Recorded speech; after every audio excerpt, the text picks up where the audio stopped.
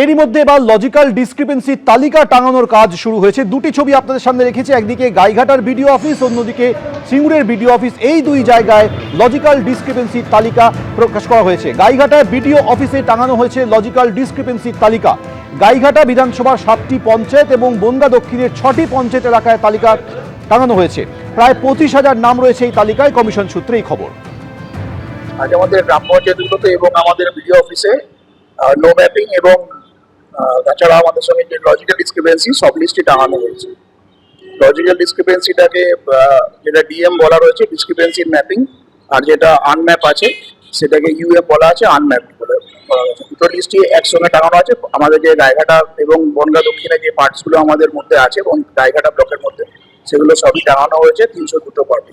আর যেটা সুপ্রিম কোর্টের নির্দেশ ছিল এবং ইসিআই থেকে আমাদের কাছে ডাইরেকশন এসেছিল, সিও অফিস থেকে ডাইরেকশন এসেছিল, সেভাবেই টাঙানো হয়েছে। গাইঘাটার ছবি দেখালাম, এবার দেখুন সিঙ্গুর বিডিও অফিসের ছবি। সেখানেও টাঙানো হয়েছে লজিক্যাল ডিসক্রিপেন্সির তালিকা। টাঙানো হয়েছে লজিক্যাল ডিসক্রিপেন্সি এবং আনম্যাপড ভোটারদের লিস্ট। প্রায় 25,000 নাম রয়েছে তালিকায়, কমিশন সূত্রে জানানো হয়েছে। আমরা সুপ্রিম কোর্টের যে আদেশনামা বা নির্দেশনামা মোতাবেক এবং আমাদের ওয়েস্ট বেঙ্গল সরকারের যে সিইওর যে আদেশনামা সেই মোতাবেক যে এসআইআর চলছে, তাদের এনুমারেশন ভাবে যাদের ডিসক্রিপেন্সি বেরিয়েছে এবং যারা আনম্যাপ এই ভোটারদের একটা তালিকা আমাদের পাবলিশ করতে বলেছে। তাদের এই আদেশনামাকে মান্যতা দিয়েই আমরা আমাদের ব্লক, বিভিন্ন পঞ্চায়েত, এদের যে পঞ্চায়েত ভবনগুলোতে এখানে আমরা এই নোটিশগুলোকে টাঙিয়ে দিচ্ছি, যাতে যাদের ডিসক্রিপেন্সি লিস্ট বা আনম্যাপ লিস্টে যাদের নাম আছে তারা এখানে এই তালিকা দেখতে পারবে যে তাদের নাম এখানে এই তালিকায় নথিভুক্ত আছে কিনা, এবং সেই মোতাবেক তারা বিভিন্ন ডকুমেন্টসগুলো তারা সাবমিট করতে পারবে। বিভিন্ন জায়গায় পৌঁছে যাচ্ছে লজিক্যাল ডিসক্রিপেন্সির তালিকা। গিরিশ পার্কের 26 নম্বর ওয়ার্ডে লজিক্যাল ডিসক্রিপেন্সির তালিকা দিয়েছেন বিএলও, জানিয়েছেন তৃণমূল কাউন্সিলর। বললো এটা আপনাকে নিতে হবে স্যার।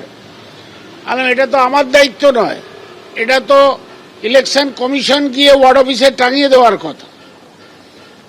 তো অনেক করে বলতে লাগলো, তো আমি নিলাম এই কারণে যে পাবলিকের একটা ইন্টারেস্ট আছে, তারা জানতে পারবে এই ব্যাপারে। আর যে অফিস ছুটি, সেই কারণে আমি রিসিভ করলাম।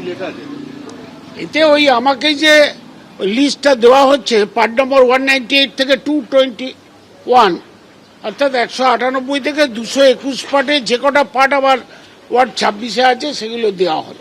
সাধারণ ভোটারের স্বার্থের কথা ভেবেই আপনি অগ্রণী ভূমিকা নিলাম। আর এটা অরিজিনাল নিয়মটা কি ওদের, মানে ওরা গিয়ে টাঙাবে কোথায় টাঙাবে?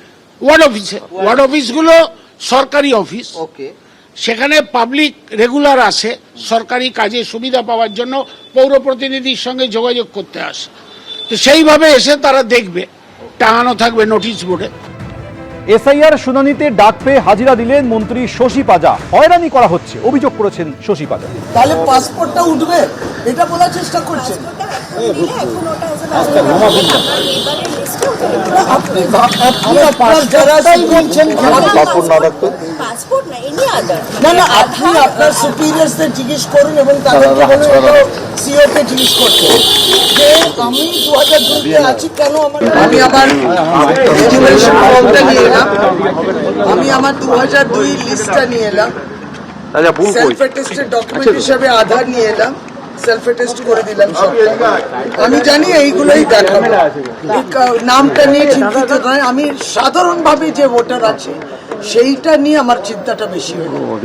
আমার তো কি আছে, আমি আমার মেডিকেল ডিগ্রিও হাজির করে দেবো আরজিকর মেডিকেল কলেজে।